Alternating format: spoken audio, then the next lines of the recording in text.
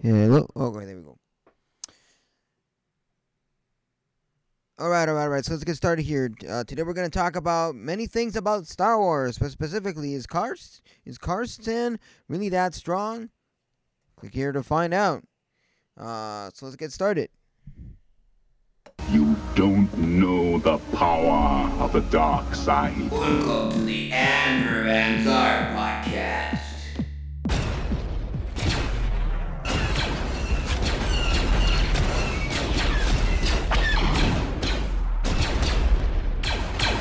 このポッドキャストの情報は私の意見といくつかのインターネット調査です。P.S. The podcast is gonna have some information in Japanese, Nihongo, and my opinion in English, Eigo.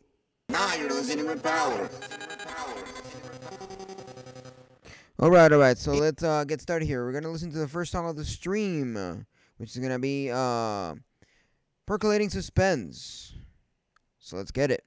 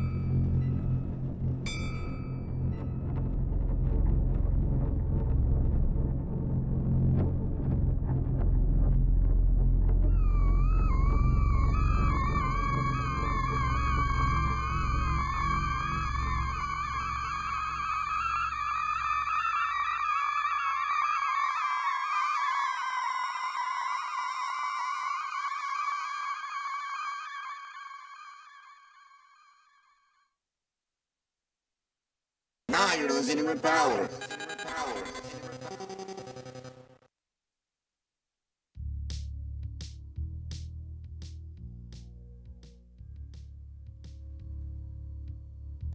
All right.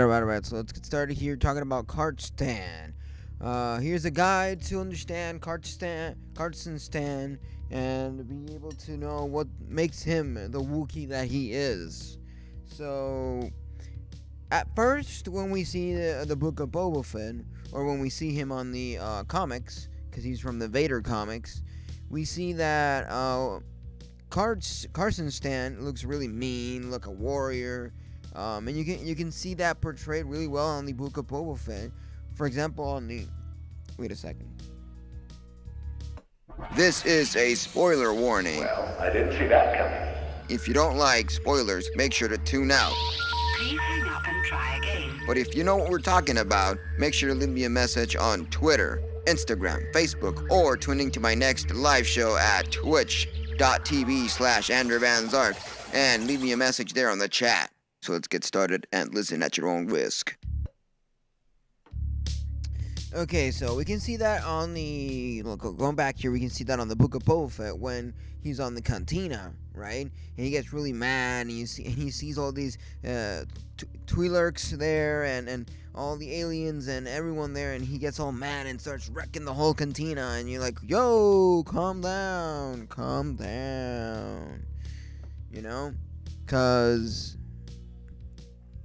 he's a really strong Wookiee, but, you know, or like my dad says, a really mean old pissed off Chewbacca. That's literally what my dad said when he saw it on Book of Boba Fett. What are you, a mean old pissed off Chewbacca? And then my brother goes like, no, that's a Wookiee. He's just another Wookiee. He was gonna say the name because he wouldn't understand. Carson Stan, you know. Anyway, so... Looking to learn more about the immediate blaster for hire? Go to StarWars.com and you'll find out more information. But let's read here a little bit. So there are two distinct groups of Star Wars fans who watched the Book of Boba Fett Chapter 2, The Tribes of Tatooine, last month. First, there's the group who watched and went, oh, that black fur little Wookiee looks pretty neat, and he seems seen some action, you know. When I saw him, I was like, wait, I've seen you on the comics. Whoa. But I had forgotten his name at that time, you know.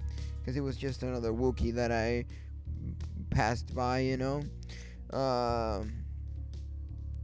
So, and then there's the group that jumped out of their seats, hit the ceilings and yelled, "Sweet Force, that's Carson Stan, on our own screens."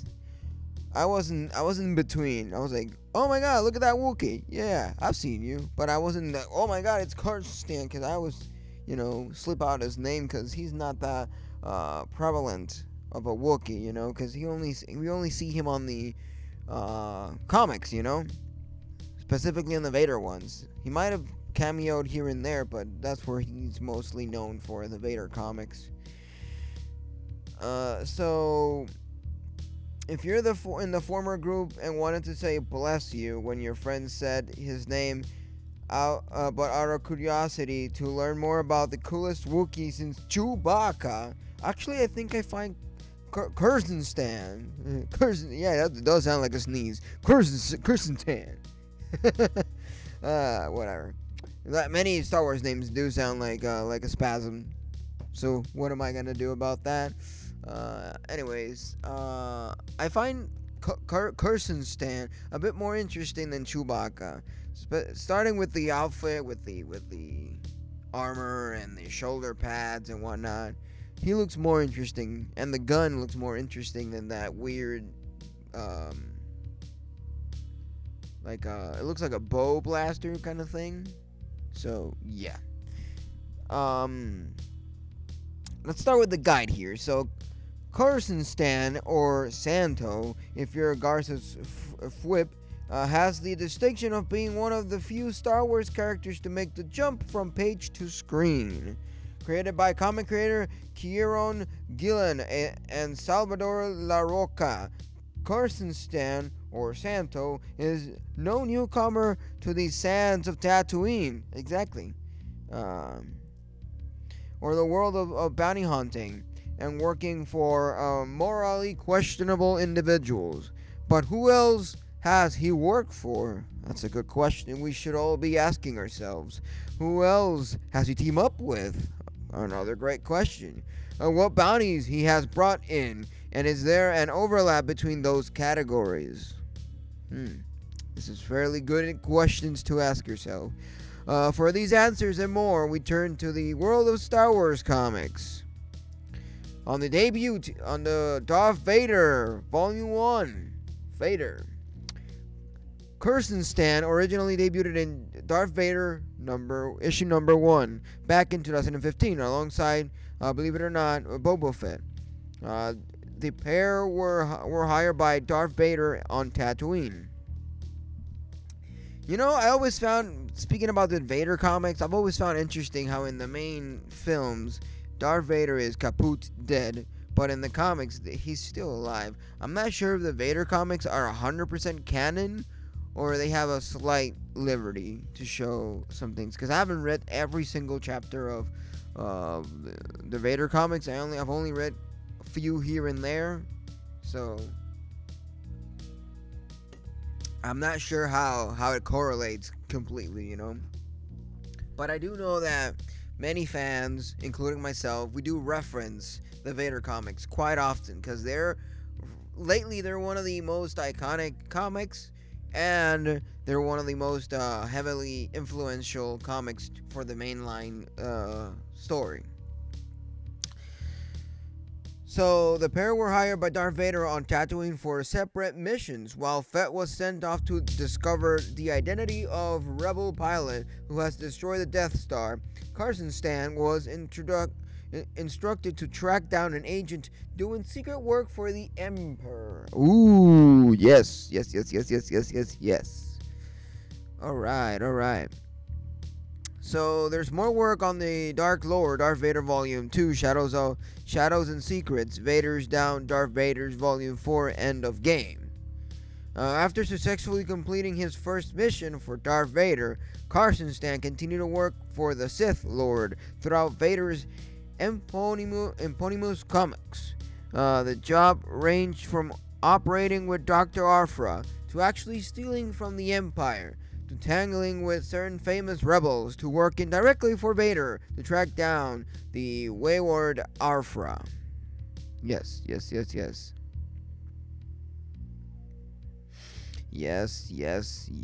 So anyways, before we continue talking about KRRSANTAN, we've only discussed that he's been on the first issue and the second issue so far. So before we continue, let's go listen to one more song. This one's called Spacecraft from my album Channel 3. So let's go get it. Andrew Van Zark, Andrew Van Zark, Andrew Van Zark, Andrew Van Zark, Andrew Van Zark.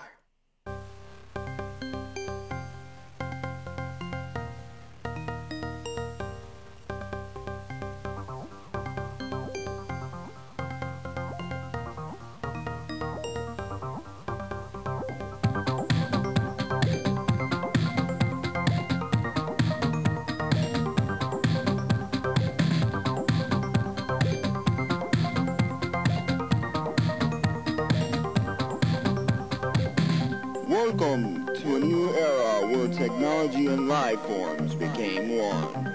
A new way of thought was implemented onto you.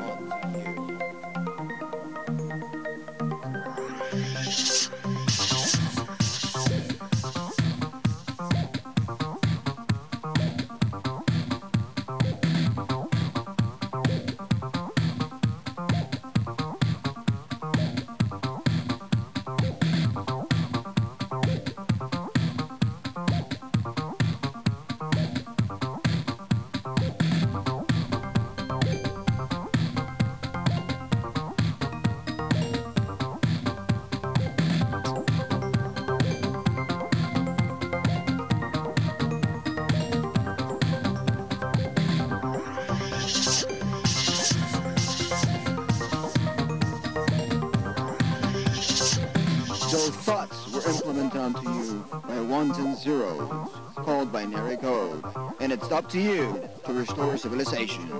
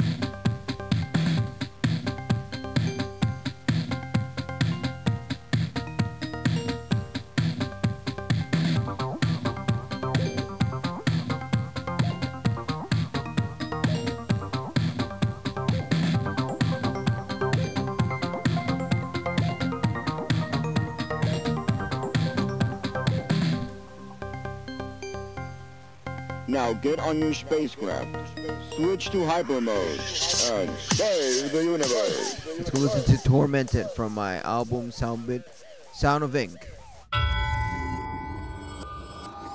So let's get it. Sound of Ink, original soundtrack, Tormented.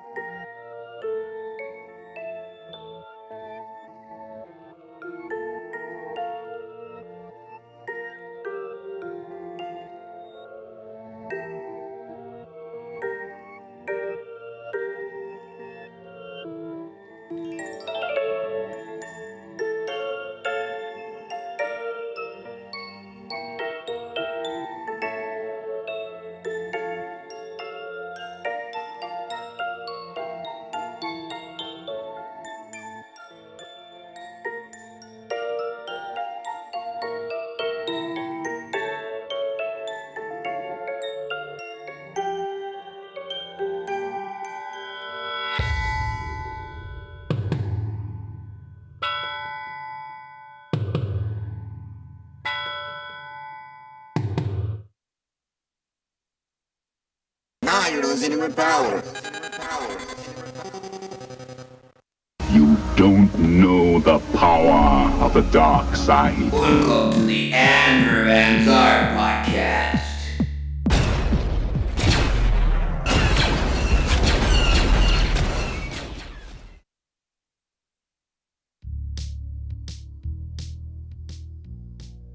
Okay, let's continue talking about Carson Stan. So, he also debuted and has been seen on the Archaeology Time of Dr. Afra 2016, Volume 1, Afra. After recruiting Afra from being tossed out of the airlock, long story, Carson Stan continued to work for her as she left behind Vader and got back to her more archaeological shenanigans roots. After years away, Afra's father, Corin, appears back in her life and causes her archaeological credentials to be called into question. That leaves Afra, Carson Stan, and the murderer droids 000 and BT-1 with no choice but to go along with Corin to find the Ordu aspect to a hunt that takes them to Yavin 4 and then seriously spooking situations in the Citadel of Ruhr.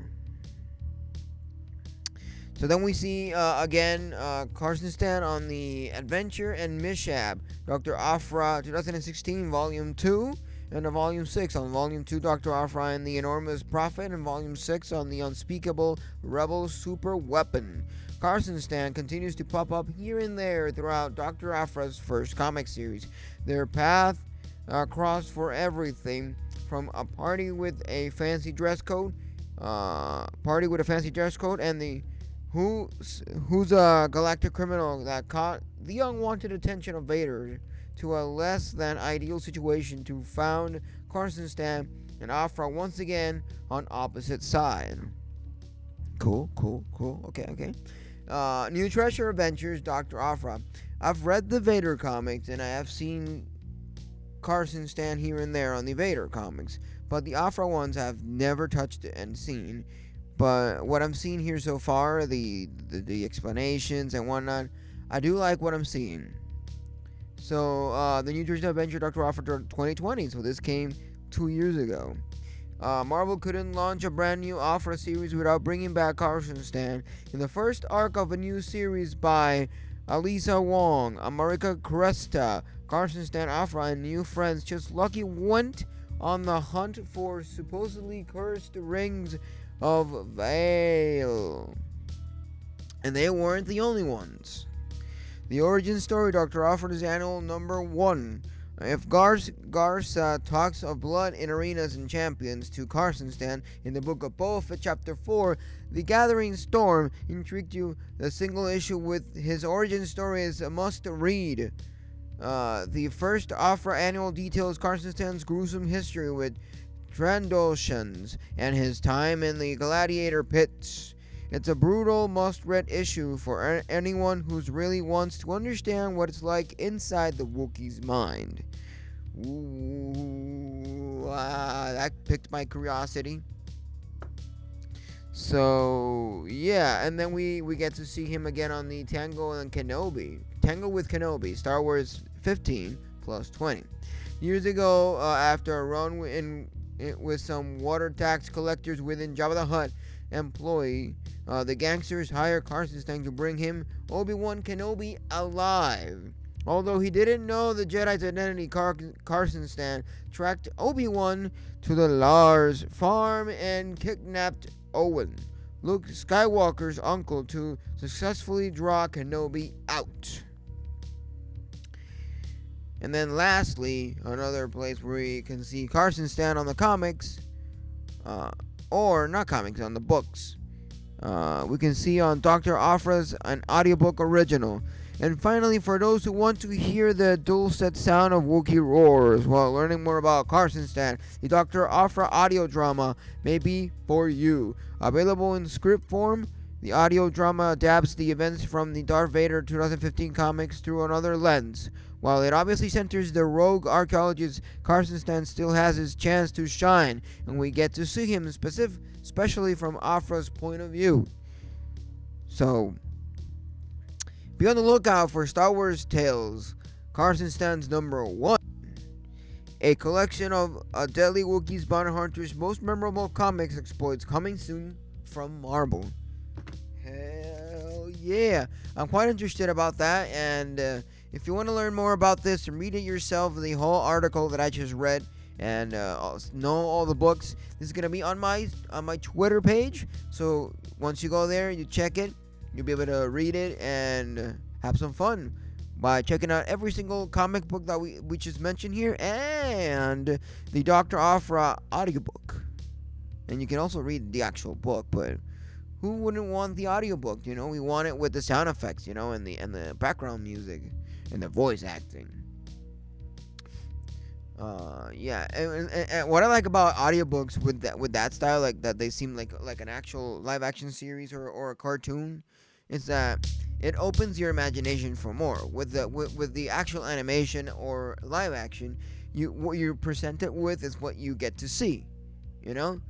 But with the audiobooks, you get to imagine it in some other shape or form. It's like reading, but with the sound added to it, you know, the enhancement of the sound. So let's continue listening to some more music here on the Andrew Van ZARK podcast on the Planet X radio station. And we're gonna listen to Random 8-Bit. Let's get it. Andrew Van ZARK, Andrew Van ZARK, Andrew Van ZARK, Andrew Van ZARK, Andrew Van ZARK.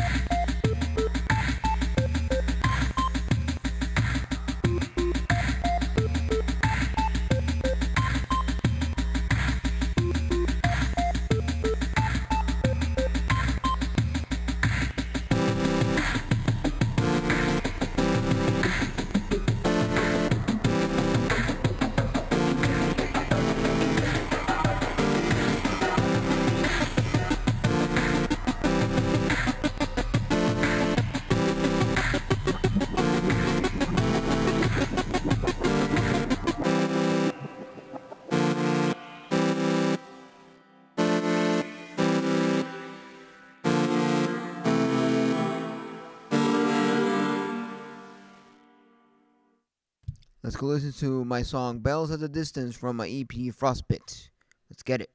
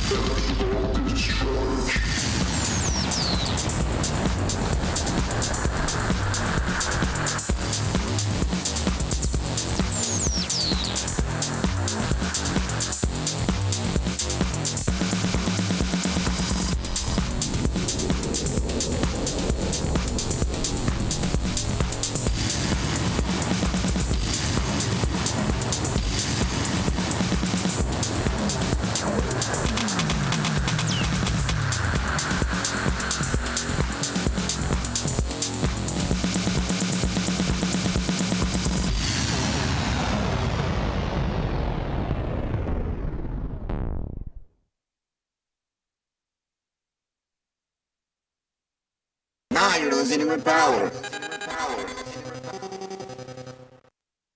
This is a spoiler warning. Well, I didn't see that coming. If you don't like spoilers, make sure to tune out. Please hang up and try again. But if you know what we're talking about, make sure to leave me a message on Twitter, Instagram, Facebook, or tune into my next live show at twitch.tv/AndrewVanZark and leave me a message there on the chat. So let's get started and listen at your own risk.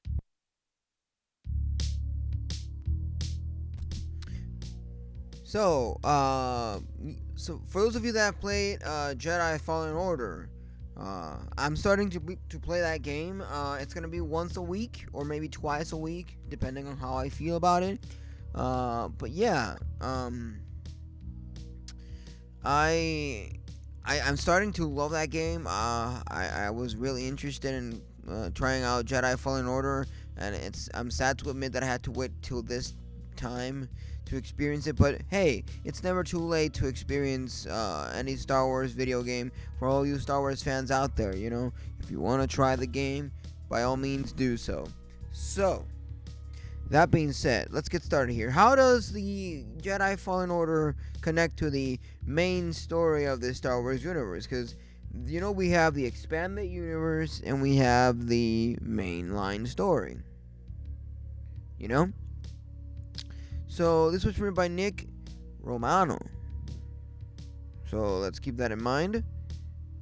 And we're gonna discuss this timeline over here. So, Star Wars The Fallen Order. There's a bit of spoilers here and there, so make sure, if you mind the spoilers, tune out or lower the volume. And once I'm done, you can continue listening to me here on the Planet X radio station on the ZARK Podcast, your Star Wars hub, where you listen with power to the music. So, The Rise of Skywalker isn't the only Star Wars story hitting the masses this year. You know, this was written when the Jedi Fallen Order came out. So, there's gonna be a bit of, you know, discrepancies and past information that we probably already know. So, with Star Wars Resistance covering the franchise, TV-based Star Wars Jedi Fallen Order, the latest video game from EA games in the galaxy far, far, far away, takes us to a different point in the universe timeline. Okay? So, ever since Order 66 happened, we've been having different stories, different takes, or different characters way after the temple of Jedis, you know, was destroyed. So we are in the Renaissance, if you might say, on the post-Jedi Temple era. And Cameron Monaghan of Shameless Gotham voice, fame voice for performing in motion capture roles of Cal Kestis as a survived Padawan of the Jedi Order who escaped the events of Star Wars Revenge of the Sith, you know, Order 66. After he exposed targeted by the Empire, he rescued by two rebels, former Jedi Knight Sarah Junda, Deborah Wilson, Pilot Grease Dritus, Daniel Roebuck. Man, these names are a bit difficult to pronounce. In your name, adorable droid obsession BD1. I love BD1 so far in the game. He adds such an adorableness to the game in a way. And BD1 reminds me of, you know, all those companions that you have on video games, you know, that they just help you here and there with the things, you know. So, together they uncover a lost civilization and take on a new mission to track down and protect Force sensitive before the Empire gets a hold of them. So that so far what I've played, that has been on par to where I've played. You know, we have all these characters are Force sensitive, but they left behind their ways of being a Jedi. And then they moved to this planet where everything is completely empty. All we have is vegetation, ruins, and some creatures here and there. And BD1 helps you go through it and understand what's happening, and you end up finding Koroban, the Jedi Koroban's message, and you start seeing it and understanding a bit more of what happens and what happened to that civilization of old Jedis, you know. What I mean by old, not old as in old people, old as in past. So the Jedi Fallen Order comes equipped with a third-person RPG format that takes you through never-before-seen parts of Star Wars universe, while also filling some of the gaps between Revenge of the Sith and Star Wars A New Hope. Yes. Here's a guide on how it all fits into the cinematic universe. So, let's get a bit started here. So, like I was mentioning before, this has to do a little bit with the Order 66, in the sense that it talks about it after it happened, you know? So first we have to go back to George Lucas' prequel trilogy, which many of the fans do not like, but I digress. I find them fairly fun, even though I do like The Empire Strikes Back the most, but what can we do? So in Attack of the Clones, Supreme Chancellor Palpatine wrangles the Senate into approving the creation of a clone army to serve the Republic's Jedi Masters as promoted to General of his military force as they continue training younger Padawans to rise through the ranks, thus beginning the era chronicled in Star Wars The Clone Wars animated series. In Revenge of the Sith, after Palpatine is revealed to be the infamous and shadowy Darth Sidious, Anakin Skywalker, apprentice of Jedi Obi-Wan Kenobi, which I'm really interested in understanding Obi-Wan Kenobi on the series that's coming up on May. So yeah, and turns to the dark side to become the right hand of Palpatine. Order 66 was their plan to wipe out the Jedi Order. Palpatine sends a command to all of these clones troopers, Executive Order 66. Without hesitation, the soldiers turn on their Jedi commanders and kill them. Palpatine plays it off as the Jedi attempts to overthrow him in order to gain power. Using this fear, Palpatine recognizes the Republic into the Galactic Empire. Cal was a young Padawan when he happened serving under the Jedi Master Jaro Tapal on his ship above the planet Bracca. Following a training session, the clones attack their pair flee in a escape pod to the world below. Unfortunately, Tapal dies from blast wounds suffered on the ship. Taking his master's lightsaber as his own, Cal is forced into hiding and he finds work at a shipyard before receding into the shadows himself. Obi-Wan sends out a distress signal as shown in the game to remaining Jedi, some of which were also able to escape. Yes, so that's how we're getting things running here on the Jedi Fallen Order. So on the Jedi comics of the Dark Temple, the Jedi Fallen Order, Marvel and Response Entertainment, the producer behind Jedi Fallen Order, released a comic book miniseries from writer Matthew Rosenberg and artist Paolo Villanelli to act as a prequel for the video game, which that would be interesting to read. I didn't know there was a prequel to the Jedi Fallen Order, so we gotta get our hands on that and read it, because I collect comics, so why not collect that one? And I don't collect them for the money. I collect them for the entertainment of reading the actual story, having a clean shelf portraying the comics there. I have a bunch of Star Wars comics that I would love to fucking continue, you know, organizing and whatnot. So the story follows Sears and her Jedi Master Etno Cordova.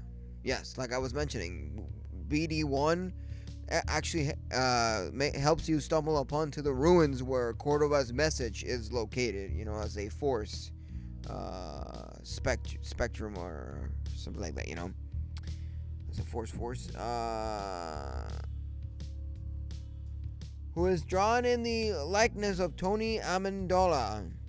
The Curse of La Llorona. Amendola also voices the character in Jedi Fallen Order.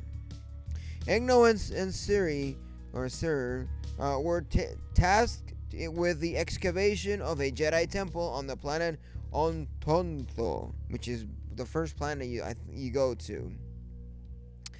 But they are drawn into a conflict involving a rebel group, Filar Freedom Fighters. Enno, fascinated by Asian civilization, was investigating an old vows from the Sifo. When he experienced a vision of the fall of the Jedi Order within the vault, he then hit the holocron containing the vault. He then identities of 4 sensitive children and trusted his droid BD1.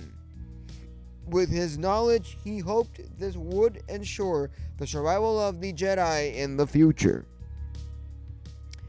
Seer was separated from Enno Ontho and fought alongside Filar Freedom Fighters.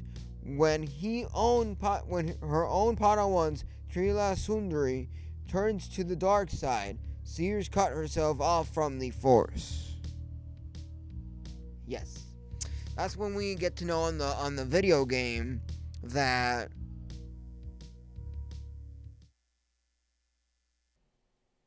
that Sears was like, I'm not dealing with the Force, I'm not dealing with that. I used to be with the Jedis and all that stuff, but I'm out because there's some really bad stuff that involves the Force and whatnot. And that's why she backed off, So, 5 years later, after the Order 66, Kyle's connection to the Force isn't as strong as it once was, though he's able to use his ability to save a friend from falling to his death. Then the Inquisitors arrive, forcing him to go on the run once again. One of Palpatine's first mandates as leader of the new Empire is the creation of the Inquisitors program, The Inquisitors led by Grand Inquisitor, as seen in the Star Wars Rebels animated series. Which, if you haven't seen it, I highly recommend you to watch that. For me, there's the most amazingest Darth Maul scene ever. When he, confronts fucking Obi-Wan. Yes. By the way, I'm just kind of biased with Darth Maul. He's one of my favorites, not just because of the way he fights, but also because his lightsaber is a dual lightsaber, and his his whole race and skin is just amazing. So their main task was to hunt down surviving Jedi. Darth Vader, aka Anakin, eventually assumed control over the program. Yes. So before we continue discussing the Jedi Fallen Order and having some fun with all this stuff, we're going to take a small break here and listen to some more music on the ZARK Podcast on the Planet X radio station. This is your Star Wars hub, where we listen to music and we listen with power to the music. So let's get it. We're going to listen to Maribel's theme from my soundtrack, Sound of Ink. By the way, there's going to be more music, and from now on, my music is going to sound kind of cinematic with the little style of making it sound like Super Nintendo and Nintendo Star Wars video game feel, So let's get it. Let's do this. And let's listen to Maribel's theme from my soundtrack, Sound of Ink. Now you're listening with power.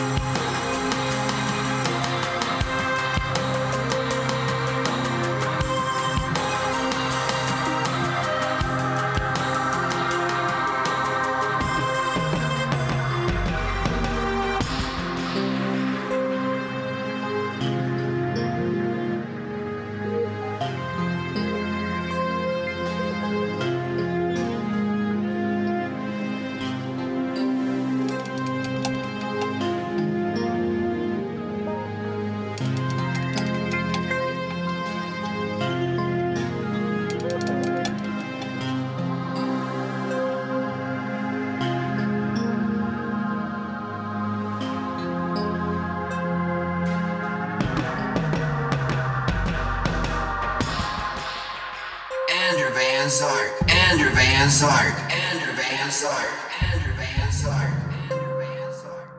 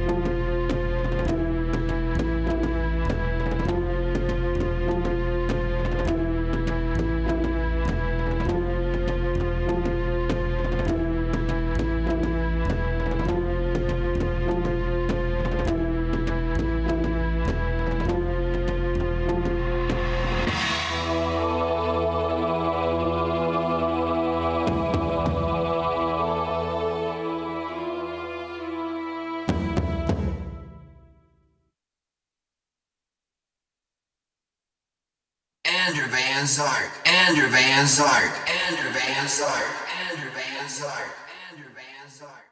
You don't know the power of the dark side. Welcome to the Andrew Van ZARK Podcast.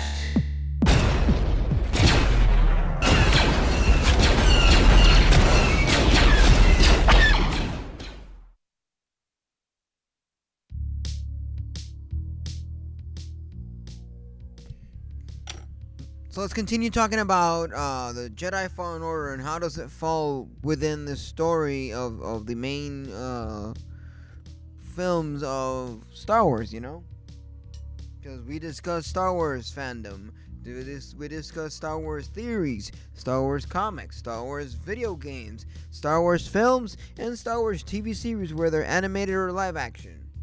And then, most importantly and best of all, my favorite section, discussing the soundtracks of Star Wars. And that'll be a whole separate episode about discussing John Williams' music, Corazon's music also, and other artists that have worked on the Japanese Star Wars vision, and so on and so forth, That'll be awesome to talk about. So let's continue here. So the second sister, who once went by Trilla, is one of the most dangerous in the program.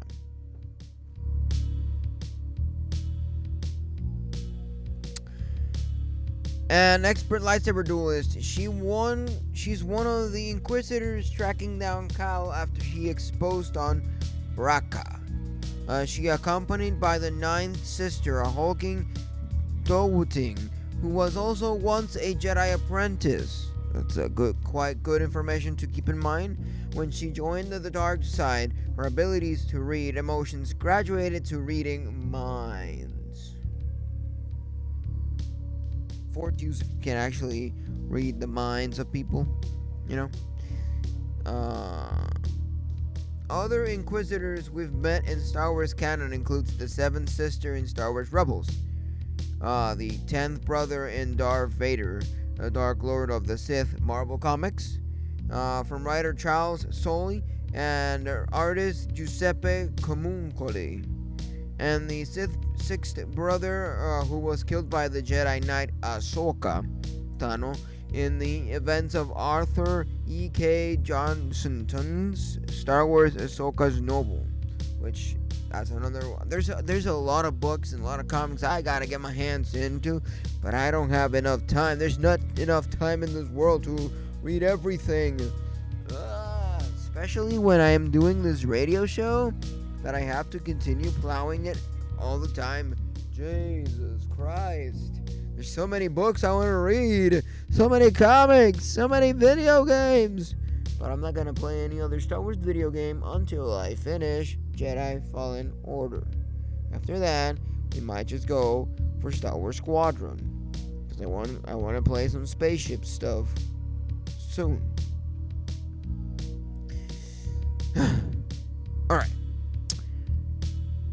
So the Night Sisters, Night Sisters first introduced in Season 3 of Star Wars The Clone Wars, were a coven of witches who reside on the planet Dathomir and use the Force to practice magic, including illusion and necromancy. The Night Brothers, Dathomirians males are more subservient to the Night Sisters and dwell separately.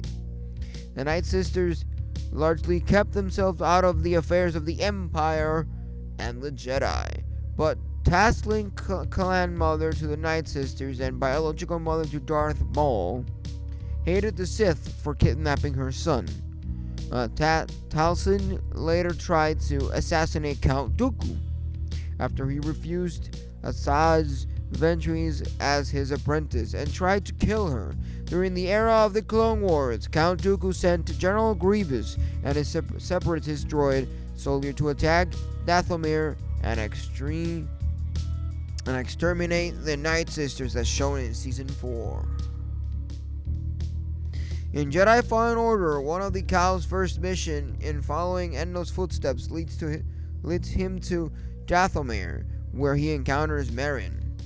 She refers to herself as the last of her kind and holds a particular hatred towards Jedi because, as she recalls, an armored warrior wielding a lightsaber descended upon her planet when she was just a child and cut down her people. That certainly sounds like Grievous. She was left alone with the dead, which allowed her to eventually manipulate by a Nephros fear. figure. Teru Malikos, voiced by Spartacus actor Liam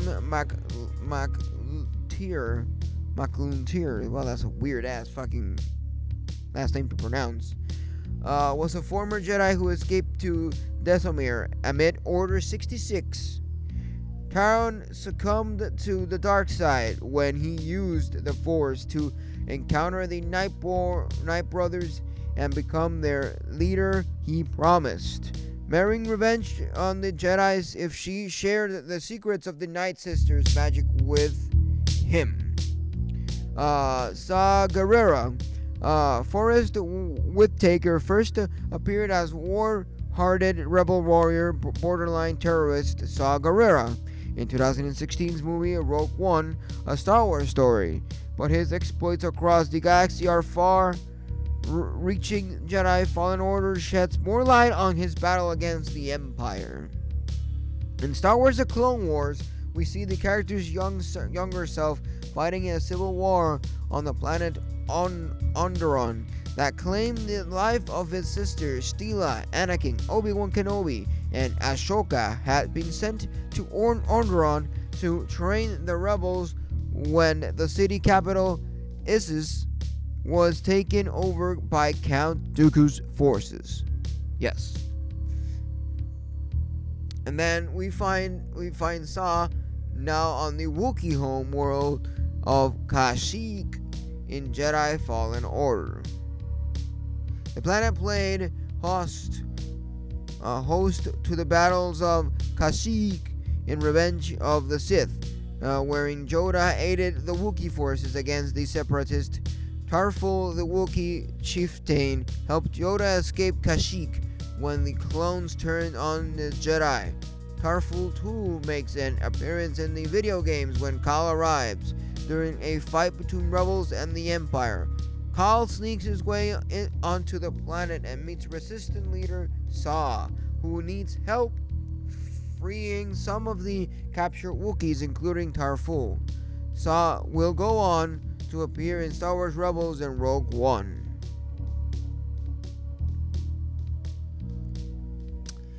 So, a familiar face and familiar names. Now for some super spoilers. 1 second. This is a spoiler warning. Well, I didn't see that coming. If you don't like spoilers, make sure to tune out. Please hang up and try again. But if you know what we're talking about, make sure to leave me a message on Twitter, Instagram, Facebook, or tune into my next live show at twitch.tv/AndrewVanZark and leave me a message there on the chat. So let's get started and listen at your own risk.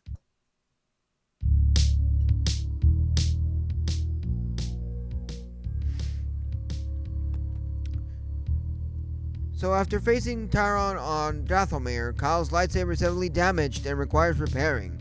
He travels to Lum, an ice planet that appears previously in the Clone Wars series. It's a sacred space for Jedis. As Kyle mentions in the game, he went there with Yoda as a boy. It's the site for the Padawan's rite of passage called the Gathering, wherein these Jedi's hopefuls use their instinct and training to find the Lume crystals, Kyber crystals, in order to build their own lightsabers. But there's a much bigger cameo that appears at the end of Jedi Fallen Order. As Kyle faces off with the second sister, once again, her master emerges. Darth Vader presents himself as the final boss when his pupil fails to overcome Cal.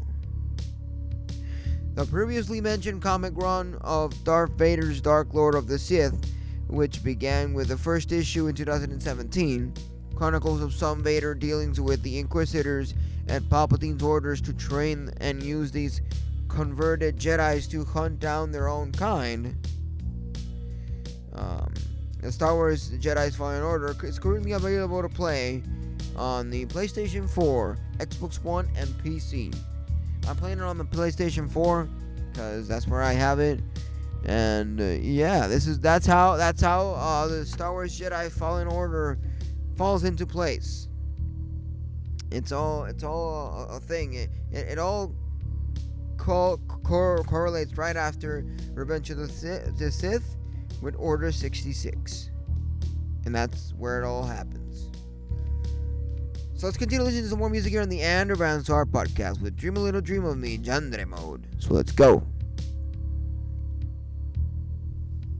Now you're listening with power.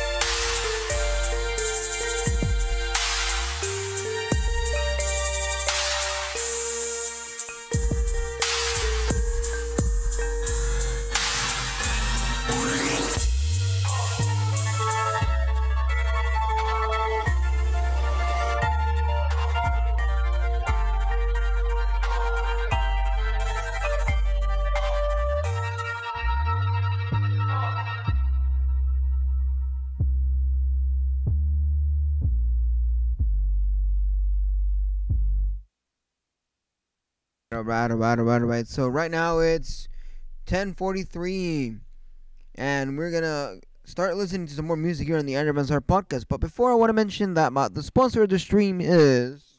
The sponsor of my stream and podcast is DistroKid. If you want 10% off on your first subscription with DistroKid, release your music to the world on every major music platform. Make sure to go to my website, andrewvanzark.com, and click on the discount link under the tab of DistroKid.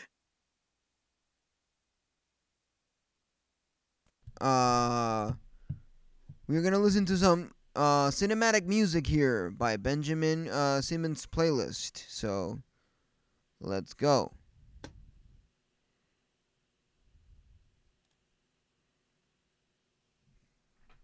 Now you're listening with power.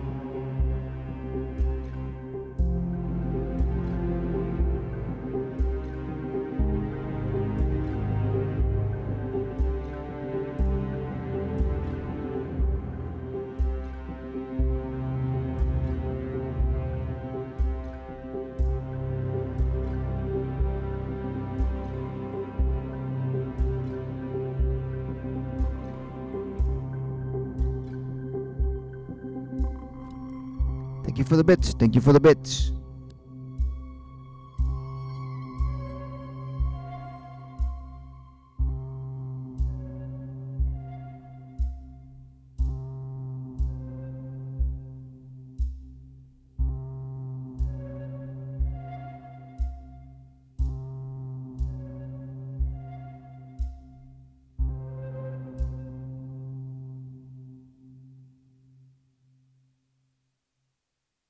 Now you're listening with power. This is a spoiler warning. Well, I didn't see that coming. If you don't like spoilers, make sure to tune out. Please hang up and try again. But if you know what we're talking about, make sure to leave me a message on Twitter, Instagram, Facebook, or tune into my next live show at twitch.tv/AndrewVanZark and leave me a message there on the chat. So let's get started and listen at your own risk. You don't know the power of the dark side. Welcome to the Andrew and ZARK Podcast.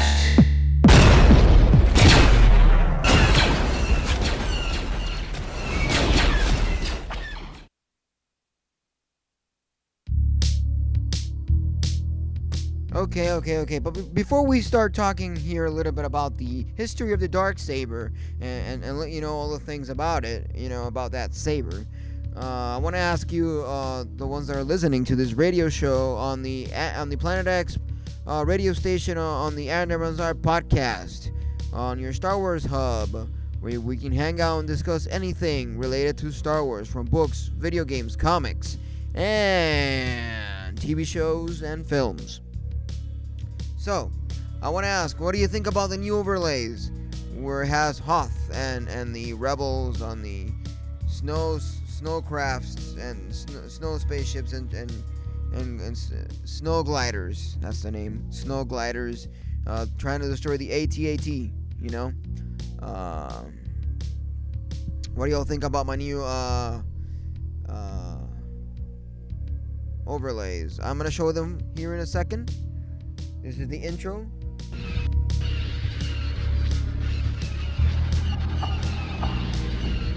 This is the ending.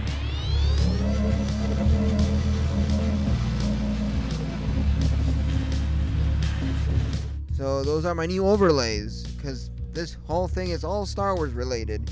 So we're gonna always do Star Wars, whether it is playing the games or discussing anything related to Star Wars, from the musics, video games, books, and everything else. So let's get it running here. So the dark saber. Let's talk about this for a second here.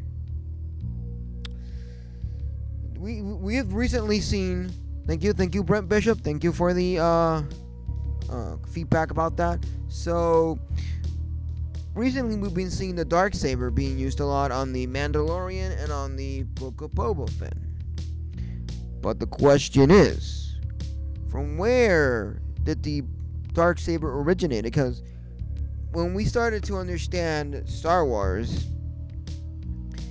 and we started to experience Star Wars, we only had purple, green, blue, yellow, and they all corresponded to different styles of Jedis. The most iconic ones we can say is that blue and green are Jedis. Yellows are Jedi Guardians, which are my favorites.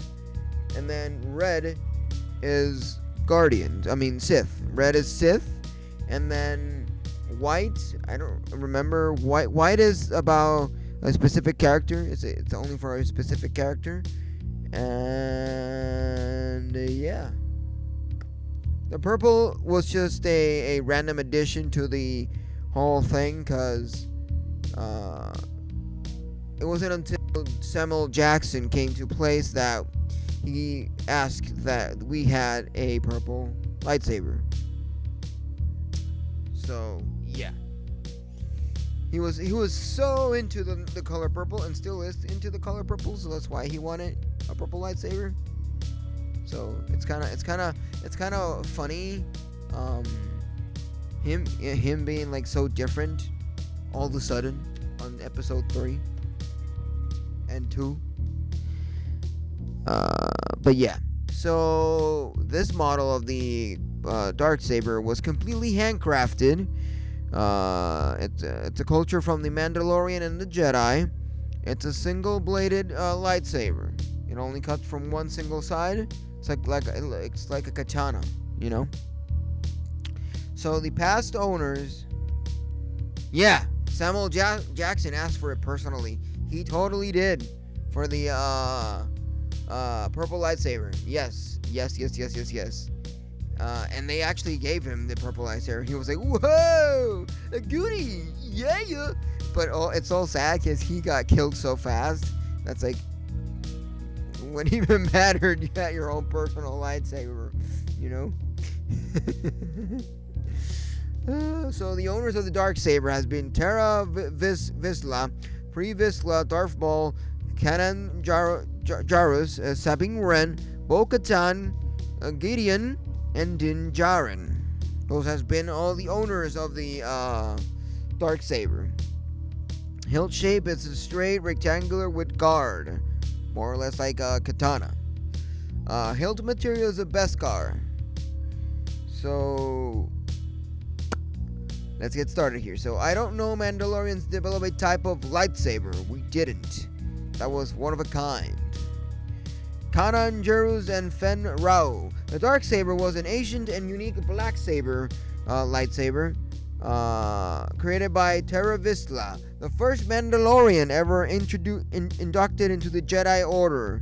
Prior to 1032 BBY, the weapon was kept in the Jedi Temple after Vizsla's passing. But members of House Vizsla stole the saber in conflict with the Jedi during the fall of the Old Republic. Old Republic's one of my favorite eras of the Star Wars universe, other than the Rebel era, you know. The Darksaber was passed down generations to generations, more or less like a katana. If you didn't know, George Lucas, when he creates the Star Wars universe, he was heavily influenced on Japanese media, specifically samurai films. Yes, Shia Vizsla, yeah, she is from Star Wars: The Old Republic. Exactly. Yeah. I love everything that has to do with Star Wars: The Old Republic. So the Darksaber was passed down from generations to generations by ancestor Pre-Vizsla, who held onto the weapon even after the pacifist ideals in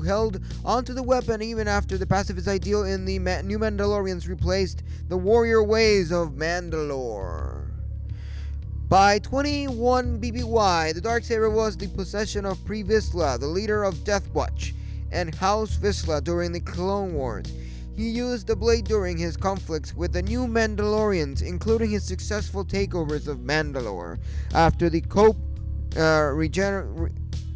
renegade Sith Lord Maul killed Vizsla in a duel and took the Darksaber as his own, becoming the leader of Death Watch. However, Maul's old master, Darth Sidious, soon arrived on Mandalore to confront his former apprentice.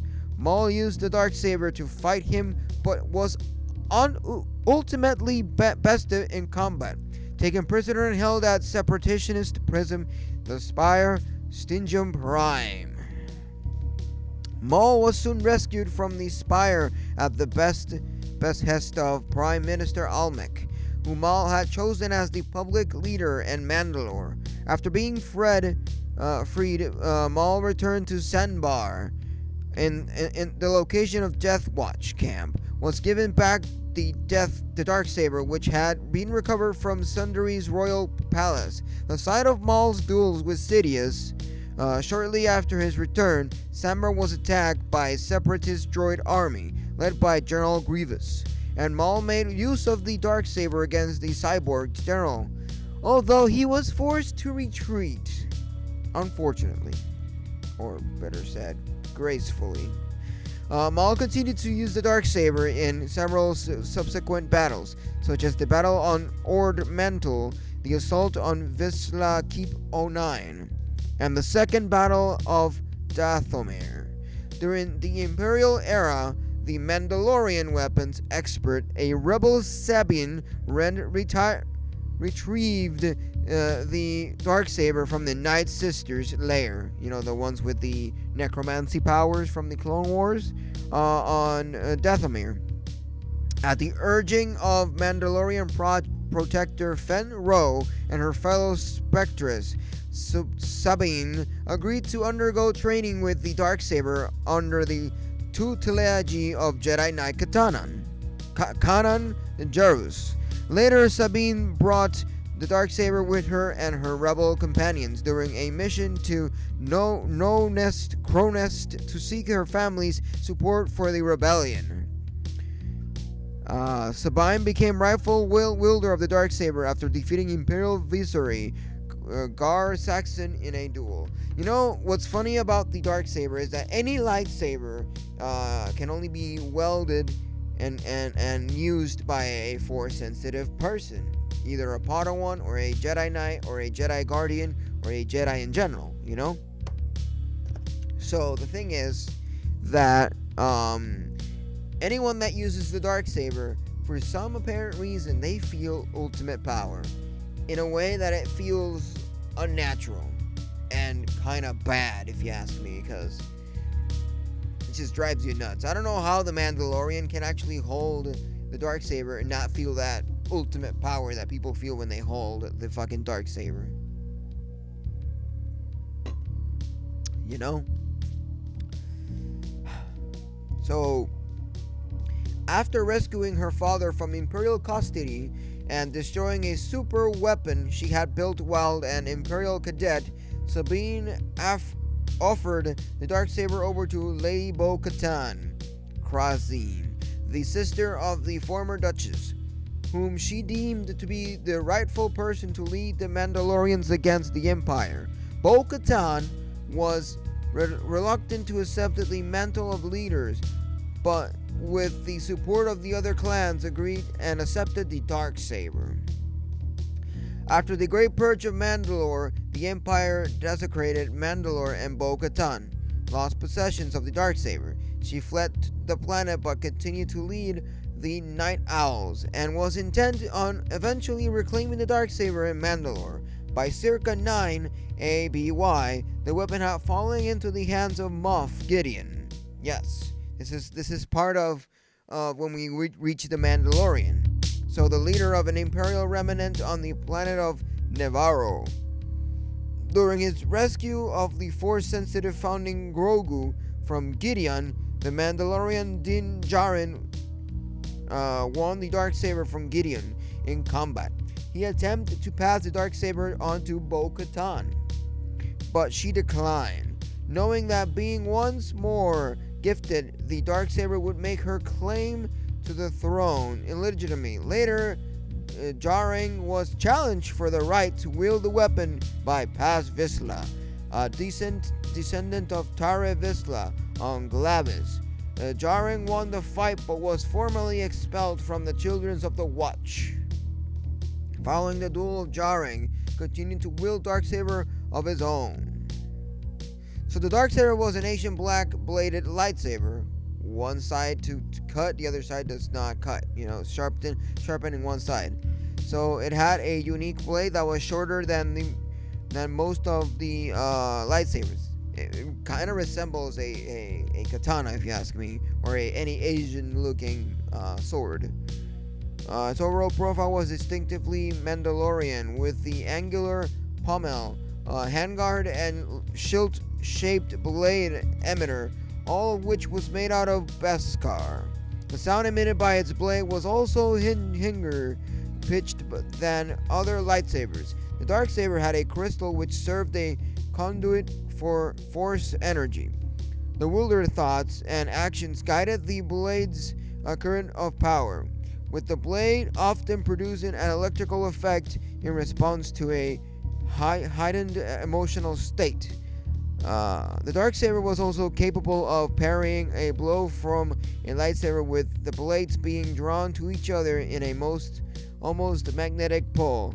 Like other typical lightsabers, the Darksaber could not cut through Beskar. However, it was capable of heating it to the point of turning it red. Also, it could not penetrate a personal combat shield and deflector shield used by Skorpenek droid. He was respected by the Mandalorians as a symbol for leadership of House Vizsla and the later Death Watch. According to Mandalorian's custom, one could only obtain the Darksaber by defeating the previous owner in combat. Should they have claim in any other way, their claim was considered illegitimate. However, when Bo-Katan received the Darksaber from Sabine Wren without the fight, she was accepted by other clans, an act that she would later be shunned for after events of the Great Purge of Mandalore. So before we continue talking about the history of the Darksaber, let's do a little bit of music here on the Andrew Van ZARK podcast on the Planet X radio station. So while we're on the music break, let us know your favorite lightsaber and why. Is it the Darth Maul dual saber? Is it Darth Vader's red saber? Is it Count Dooku's kind of bented lightsaber? Is it Luke Skywalker's lightsaber? What's your favorite color of lightsaber? Do you like New Republic, High Republic lightsabers, Jedi Temple lightsabers, or do you like Old Republic lightsabers? You let me know there in the chat down below, and I'll be glad to respond once we head back from the music. So, that being said, let's continue listening to some more music here on the Andrew Van ZARK podcast on the radio Planet X station. So let's go. We're gonna listen to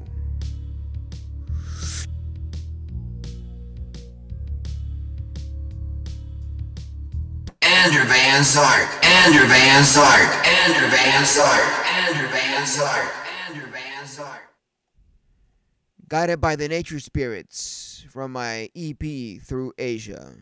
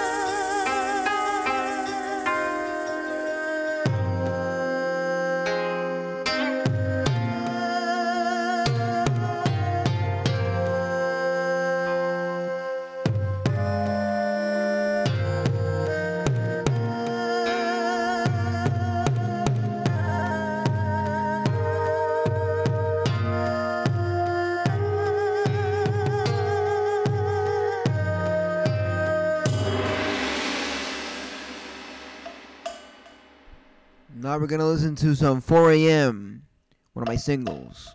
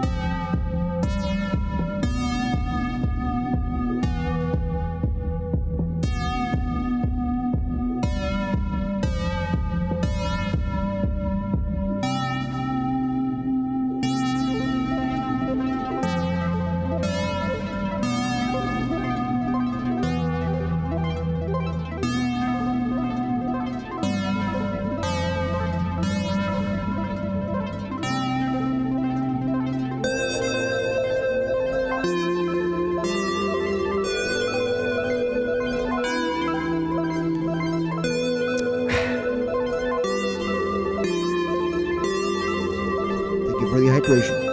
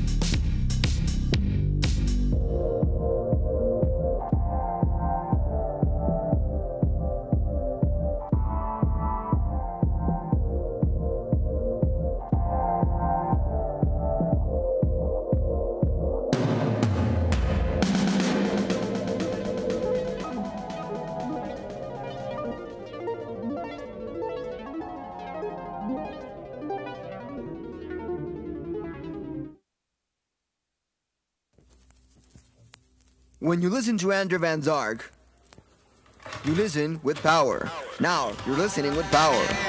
Andrew Van Zark. Stream on every major music platform. Power to the music.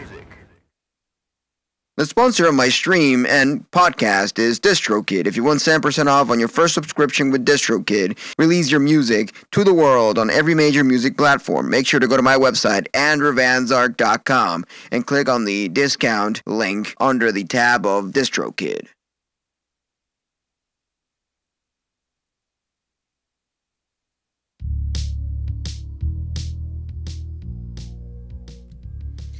Alright. So, the history behind the Darksaber. So, it started all in the Old Republic. In the days of the Old Republic, the Darksaber was created by Tare Vizsla. So, the first Mandalorian ever inducted into the Jedi Order.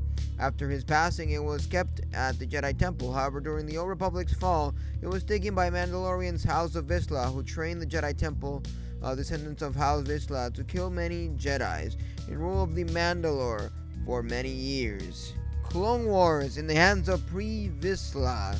So, quoting here, the lightsaber was stolen from Jedi Temple by my ancestors during the fall of the Old Republic. Since then, many Jedis have died upon its blade. Prepare yourself to join them. So by the time of the Clone Wars, the Darksaber have come into possession of Pre-Vizsla, governor of Concordia. So, and the leader of Death Watch. Vizsla kept it on his back when he wore his armor. During the Clone Wars, Obi-Wan Kenobi of the Jedi High Council discovered Death Watch camp near the planet's mines. Using the Darksaber, Vizsla fought Kenobi as his troops evacuated. Though he boasted some skills in combat, Vizsla was unable to defeat Kenobi or prevent his escape with Duchess Satine's Kryze. Or Kryze, however you pronounce that last name.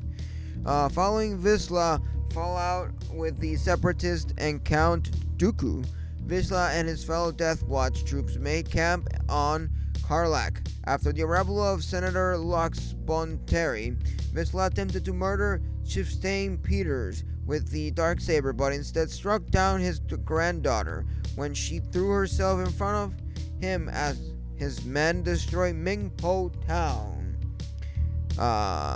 After Bonteri's friend Padawan Ashoka Tano revealed herself as a Jedi and tried to defend the Mingpo, she was subdued. Later by Vizsla attempted to execute her from the Darksaber. However, Tano fled himself with the help of her astromech droids R2-D2. She then saw multiple Mandalorian warriors and duel Vizsla until she slashed his jetpack, allowing her and Bonteri to make their escape. This is a spoiler warning. Well, I didn't see that coming. If you don't like spoilers, make sure to tune out. Please hang up and try again. But if you know what we're talking about, make sure to leave me a message on Twitter, Instagram, Facebook, or tune into my next live show at twitch.tv/AndrewVanZark and leave me a message there on the chat. So let's get started and listen at your own risk. So, following the discovery of rogue Sith Lord Mao and his brother Savage Oprez near the camp of Sandbar, Vizsla agreed to an alliance between Death Watch and Mao's Shadows Collective. Vizsla used the Darksaber on Nal Hutta against the Hutt clan's Grand Council Niktogards. Vizsla then led the council's leader, Jabba, to agree to join their alliance. On Mandalore, following the Shadows Collective attack on the police in Sundari, Vizsla and his Death Watch troopers stepped in to protect against the Collective's forces. However, this was actually staged with the intention of overthrowing Duchess Santine's government. Vizsla used the Darksaber in a staged duel against Oprez and then arrested him. Thanks to his efforts, Vizsla and the Death Watch were hailed as heroes in the eyes of Mandalorian populace. So, Vizsla then betrays Maul and oppress and has them imprisoned. After their escape, Maul challenges Vizsla for leadership of Death Watch. Vizsla used the Darksaber against Maul, despite putting up an impressive fight with the use of both Darksaber and his armor, numerous weapons. Vizsla was disarmed, defeated, and summarily executed by Maul with the Darksaber. Maul then claimed the Darksaber and leadership of Death Watch, much to chagrin of Vizsla's Lieutenant Night Owl Bo-Katan Krycen, who refused to follow a leader who was not a Mandalorian, despite him wearing the fabled blade fairly in combat. So that's more or less of a story there of the Darksaber. I don't want to keep you guys too much into the details. You can check it out on the Wikipedia of Star Wars if you want to continue learning a little bit more about the Darksaber. But that is literally a little bit of the history of the Darksaber in itself, you know. If you're interested, like I said, check out the Wikipedia. But I want to re-mention here that the Darksaber was from the Jedi and the Mandalorian. The creator was Tare Vizsla. It's over a millennium before this skirmish and Crow Nest. And then the owners have been Tare Vizsla, Pre Vizsla, Darth Maul, Canis Jarrus, Sabine Wren, Bo-Katan, Gideon, and Din Djarin. Those have been the owners of the Darksaber, and we have to know that to understand from where did the Darksaber came. It's an Old Republic weapon, one-sided bladed lightsaber. So anyway, let's continue listening to some more music here on the ZARK podcast on the Planet X radio station. Here we got Motorway, my new single. But just so you know, I'm working on a video game sound pack, and I'm also working on some more music. And from now on, my music's gonna be a bit more cinematic. It's gonna have a little bit of that Star Wars feel in it, sci-fi feel, if I might say. But at the same time, it's gonna still have a little bit of the 8-bit. So I might just do a little bit of that Star Wars NES or Super Nintendo and whatnot.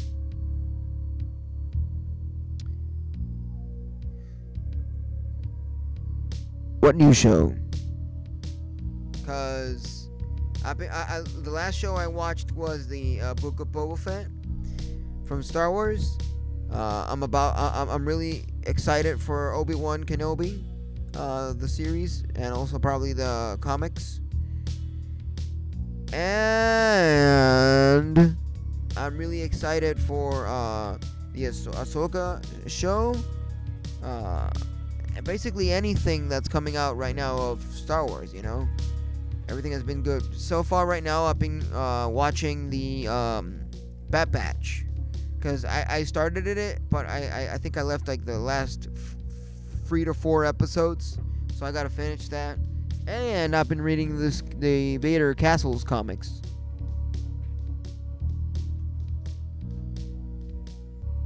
Which I acquired the entire series myself. We have issue number 1, Dawn of the Droids, right here. Then we have the Attack of the 50-Foot Wookiee. Then we have Beware the Bog Beast. Then we have Spectre of the Sith. And last but not least, we have Vader's Castle, The Evil End. So yeah, I've been reading these comics. I've only read issue 1 and 2. So far, they're really good. They're more comedic than anything else, because I think this is more meant for like young adults and stuff like that. But yeah, they do have a lot of comedic feel to it. So yeah. And like I said, I'll be playing Jedi Fallen Order once or twice a week. Just letting you all know, so you can keep that in mind, so you can schedule that and be excited that once or twice a week we're gonna have Jedi Fallen Order gameplay. here on the Planet X station with the Andrew Van Zark podcast, your one hub hangout of Star Wars related content, where we listen to music and then it turns into listening with power to the music. Let's get it. The new single, Motorway. Now you're listening with power.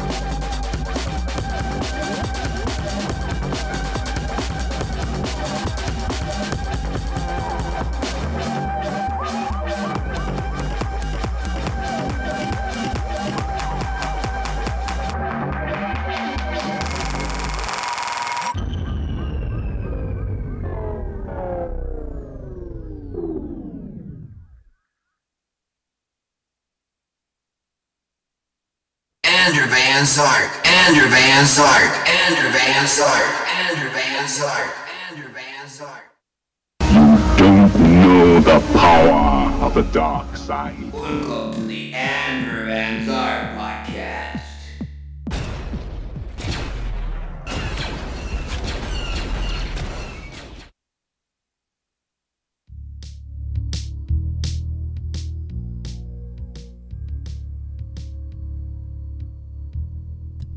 So let's discuss the last topic of the night, which is the comparison of the Clone Wars from 2000s with the Clone Wars after Disney acquires Star Wars. So, well, the first thing we can note out is that the Disney's Clone Wars is 3D graphics, and the Clone Wars from the 2000s, was completely 2D. Had the exact same style of art as Samurai Jack, if you remember Samurai Jack. So, that being said,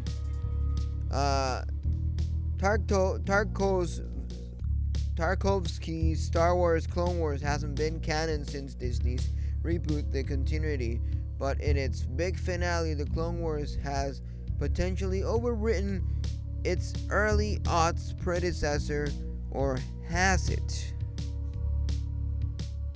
Let's find out.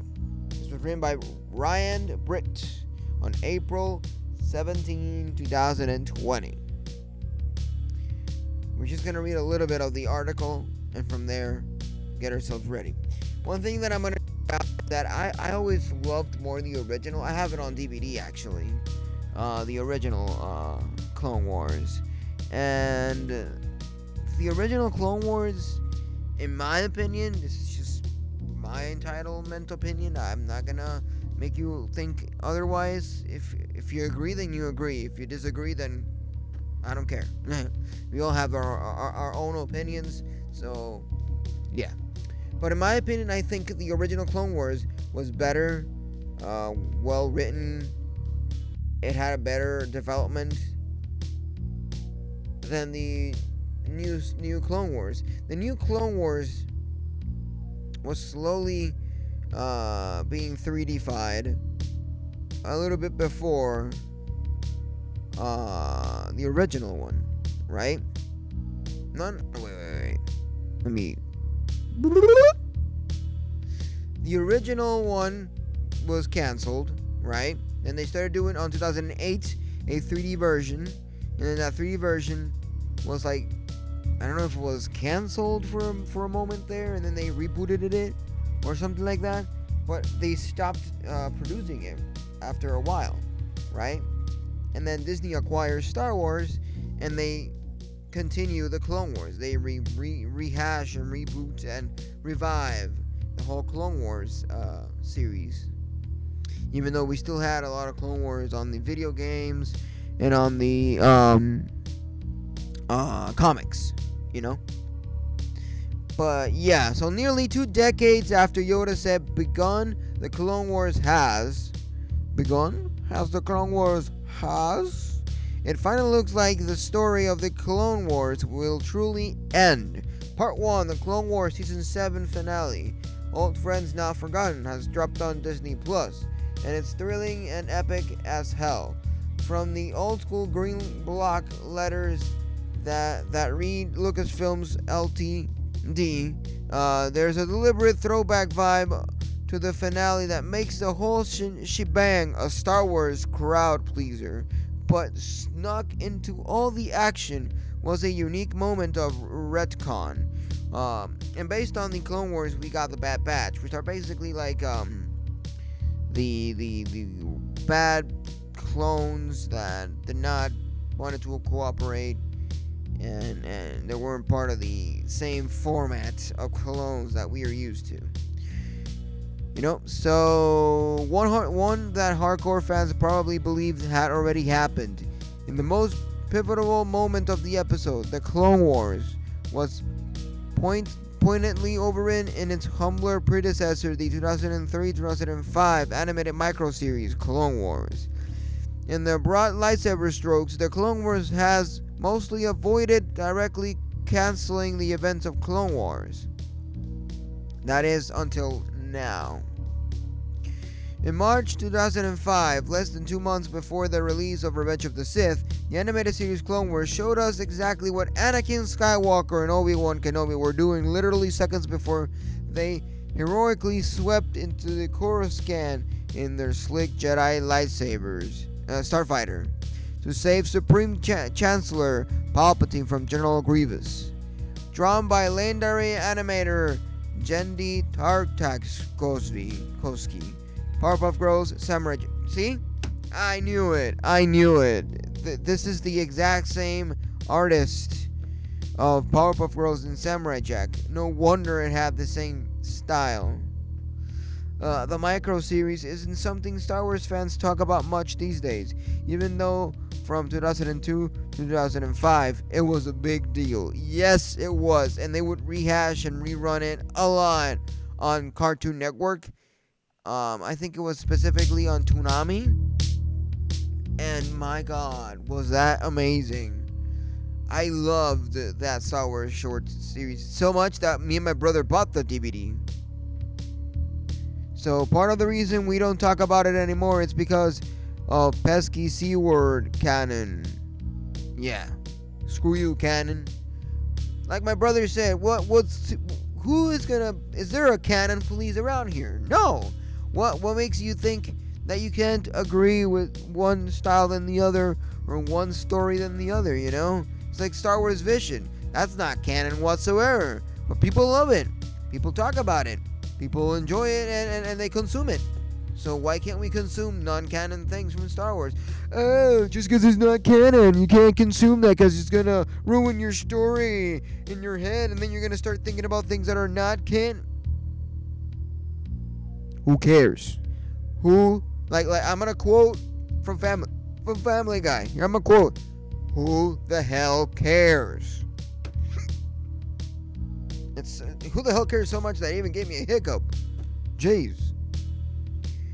Whew. Damn canon word. That canon word just triggered me. But sure, you're supposed to know the canon of the story so you can understand what's happening and what's going around the world of Star Wars, you know? So, by the way, this is Styx, my cylindrical snake plant, Sansevieria, just so you know. So part of the reason why we don't talk about it is because of the word canon. In 2008, the hand-drawn Clone Wars series was subtly erased by the much more well-known 3D animated series, The Clone Wars. And then in the 2014, when much of the old expanded universe continuity was rebranded as Star Wars Legends, the non-canonicity of Tartakovsky, damn, I have so much trouble pronouncing his last name, highly stylized series was made final. The Clone Wars counted, Clone Wars didn't. Well, that sucks. You know? Who cares? It does suck, but who cares?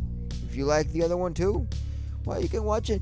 Recently, Disney Plus added it to the vintage section of Star Wars, so what's there to be pissed off from, you know? We can always enjoy it. So that said, just like canon characters can originate in canonical material, like Grand Admiral Thrawn did, several Star Wars characters in concept first appear on the original Clone Wars. Asajj Ventress first rasped her way into Clone Wars in 2003 episode Chapter 6, while General Grievous made his horrifying debut in the excellent 2004 episode Chapter 20, over a full year before he hit the big screen in Revenge of the Sith. Movie Grievous was never as scary as cartoon Grievous. Obviously, Tartakovsky didn't intend General Grievous or Asajj Ventress, but much of the general scope and feel of the Clone Wars can be found in Clone Wars.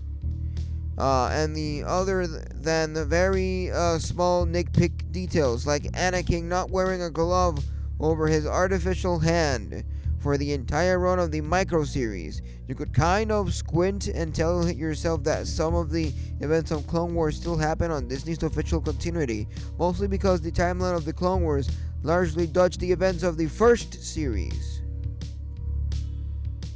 The Clone Wars took place in 22 BBY, before the Battle of Yavin, to the 19 BBY, essentially 3 years in between Attack of the Clones and Revenge of the Sith. It's a pretty small period of time, and yet there are more hours of Star Wars viewing material developed to this 3-year period than literally any era of the entire saga. Apparently we love not quite evil Anakin more than we're willing to admit. With only 3 years to play with, it seems like Tartakovsky's Clone Wars would have been outridden much earlier, but not necessarily. In 2008, the Clone Wars theatrical movie that set up the series, Anakin is already a Jedi Knight and famously teams up with Ahsoka Tano, who becomes his apprentice. Anakin is no longer rocking his Padawan braid from Attack of the Clones. And by the first 3 episodes of the Clone Wars Season 1, the Jedis are aware of General Grievous. Even if it's a little iffy if they knew about him before, the narrator does. The point is, you could kind of tell yourself that many of the events of Tartakovsky Clone Wars happened before the Clone Wars began. In fact, in Clone Wars Chapter 21, Anakin becomes a Jedi Knight and has his little braid chopped off by Yoda's lightsaber in a pretty slick ceremony. Chapter 22 begins with the montage of Anakin being amazing during the Clone Wars, and in a sense, the entirety of the second animated series could take place during that montage. The point is that it's pretty clear that chapters 1 to 21 of Tartakovsky's Clone Wars happened roughly in 22 BBY, while the Clone Wars covers the events right up until 19 BBY. What's the takeaway?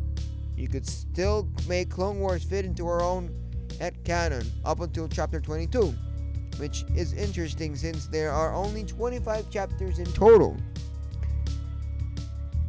Which brings us to the last episode in Old Friends Not Forgotten, as Ahsoka tries to convince Obi-Wan and Anakin to commit Republic forces to help with the siege of Mandalore. We're suddenly reminded how close we are to begin of Revenge of the Sith. The 505th Clone Wars battle on 501st Clone Wars battalion has just been recalled to Coruscant. This means that in the exact episode, we're days, if not hours, away from actual events of Revenge of the Sith. This is where old school Clone Wars contradictions occur. Yes, and then we start to digress a little bit, In chapter 23 to 25 of Clone Wars, the witness the battle of the Coruscant from the ground, including the fact that Jedi Master Shaak Ti was sent to protect Palpatine from General Grievous. This checks out with dialogue in Old Friends Not Forgotten, in which Shaak Ti named is mentioned overtly. However, in the old Clone Wars, Anakin and Obi-Wan were recalled to Coruscant right after a complicated mission on the planet Nelvan, home to the Nelvans, who suspiciously took a lot like Na'vi from Avatar. But whatever. In the course of the storyline, Anakin has his artificial hand destroyed, necessitating the construction of a new one at the end of the arc. Anakin has also visions about becoming Darth Vader, partially helped along by some Nelvan shaman and a trippy cave painting. Anakin also goes apeshit on some members of the Techno Union Army. I was just thinking right now that I have more memories with the Clone Wars than Clone Wars, And the Travesky's version has imprinted to my mind so intense, to the point that I just think about it first than the 3D version,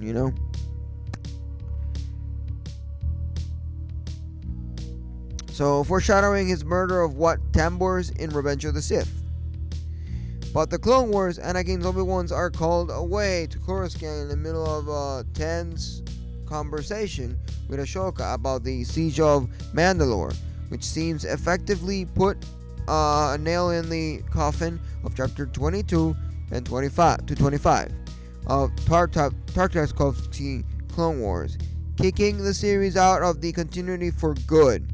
Some might say this was already the case. Mace Windu is responsible for Grievous' labored breathing in the old Clone Wars, whereas the canon version depicts Grievous as always having been that way. Anyway, we slice it. Anakin's hand has a glove covering it for most of the Clone Wars. And in Clone Wars, even in the stuff closer to Revenge of the Sith, it doesn't. And the old diversion of Anakin and Obi-Wan Coruscant in Old Friends Not Forgotten prevents any headcanon of them having gone to the planet Nelvin.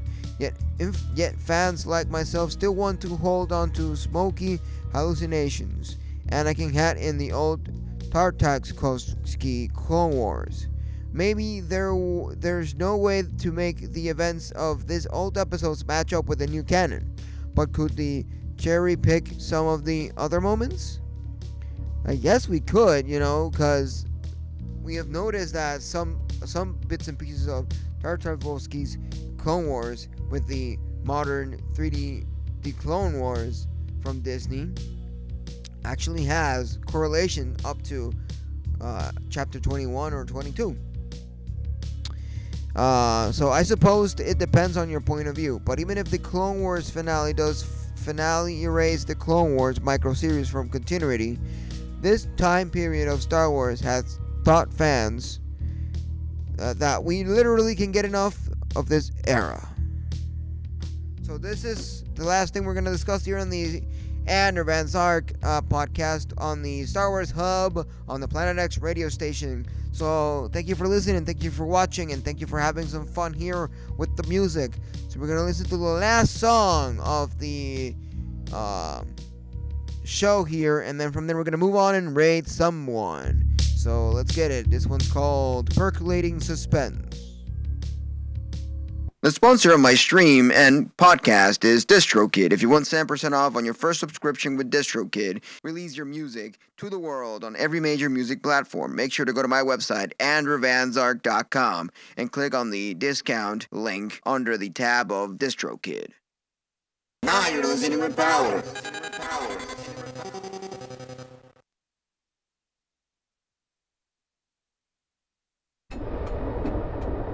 Remember, if you have music you want me to play from yours originally, it has to be on Spotify so you can get your respected revenue out of it. Make sure to DM me or leave it there in the chat, and I'll be glad to play it next show. But if you want me to play it right now, you can throw 500 bits, which that equals to $5 in real life or IRL, and I'll be glad to play it right after this song. So let's go get it. Percolating Suspense.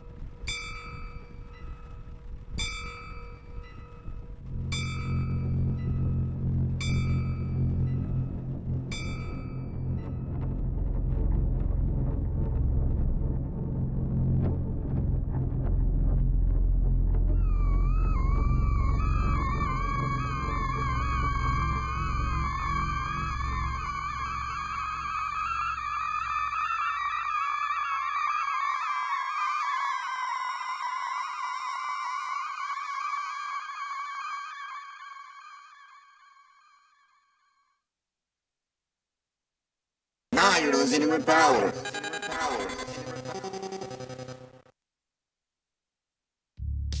Alright, we're gonna go rate M Bliss on his first stream on his new place, because he recently moved out, so he moved all his streaming gear and all his clothing and whatnot and shit, the typical moving to a new place where he lives by himself, I think with his girlfriend now. But yeah, let's go raid M Bliss, and this is gonna be our raid command.